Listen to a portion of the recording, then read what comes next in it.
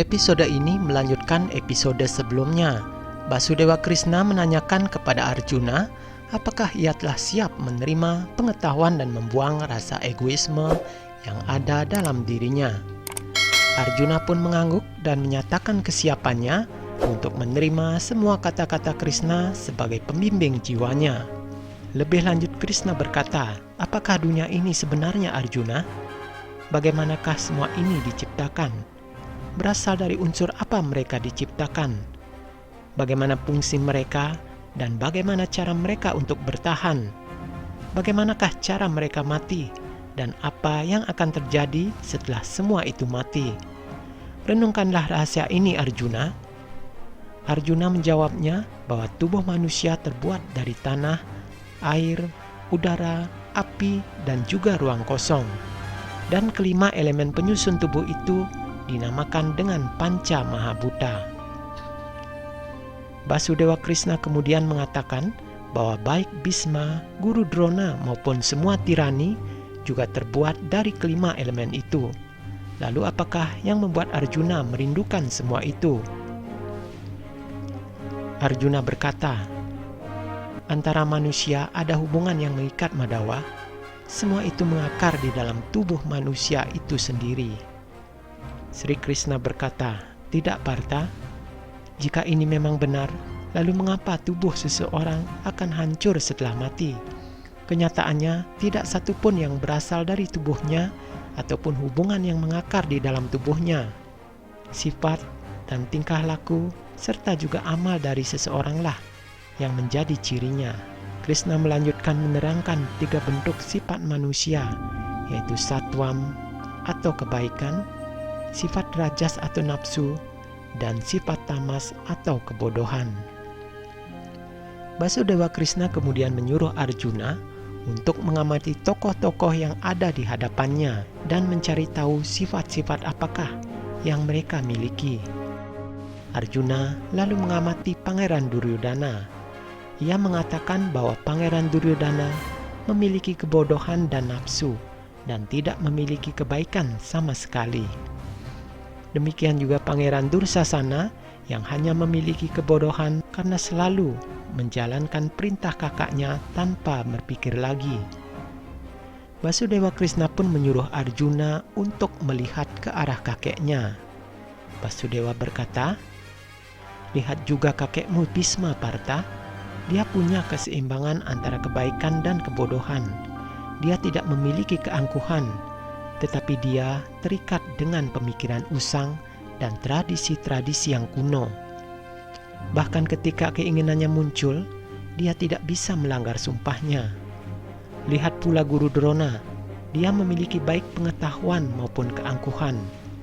Pengetahuan membebaskan manusia, tetapi keangkuhannya tidak membiarkan mencapai kebebasan itu. Arjuna berkata, jika sifat manusia adalah kesatuan dari 3 sifat manusia, apakah perbuatan manusia sudah ditakdirkan sebelumnya Madhawa? Seekor singa akan memangsa rusa, dan rusa sudah ditakdirkan untuk takut pada singa. Lalu kenapa keadilan menjadi hal yang penting? Kenapa kejahatan mendapatkan hukuman? Apakah tujuan dari semua ini Madhawa? Basudewa Krishna meminta kepada Arjuna agar memahami bagaimana tubuh manusia itu sendiri. Manusia tidak hanya gabungan dari 5 elemen dasar. Agar manusia dapat menjalankan fungsinya, dia memerlukan energi, dan energi itulah yang disebut dengan kehendak. Sri Krishna kemudian menjelaskan secara rinci mengenai jiwa, di mana jiwa itu melekat pada tubuh manusia, namun jiwa itu abadi. Tubuh manusia bisa dibunuh, namun jiwa itu tetap ada dan tidak akan pernah mati. Bahkan jiwa itu ada di mana-mana, tetap dan juga kekal. Jadi bukanlah tubuh yang membentuk jiwa manusia. Basudewa Krishna lebih lanjut mengajari Arjuna cara untuk mengenali dirinya sebagai jiwa. Basudewa Krishna berkata, aku bukanlah indera, juga bukan tubuh, juga bukan perasaan, bukan juga pemikiran, atau bukan juga pendapat. Orang yang bisa memahami hal ini akhirnya akan dapat memahami dirinya dalam bentuk jiwa. jiwa itu sendiri dikelilingi oleh nafsu dan kegelapan Arjuna? Seringkali jiwa menganggap bahwa mereka adalah segalanya. Mereka berbeda dengan jiwa itu sendiri yang tidak mereka ketahui. Jiwa yang tidak mau berusaha keras untuk berubah dan tetap melakukan ketidakadilan, mengingatkan mereka dan menghukum mereka adalah hal yang tidak bisa dihindarkan lagi. Basudewa Krishna meminta agar Arjuna memahami dirinya sebagai jiwa dan bukan sebagai tubuh.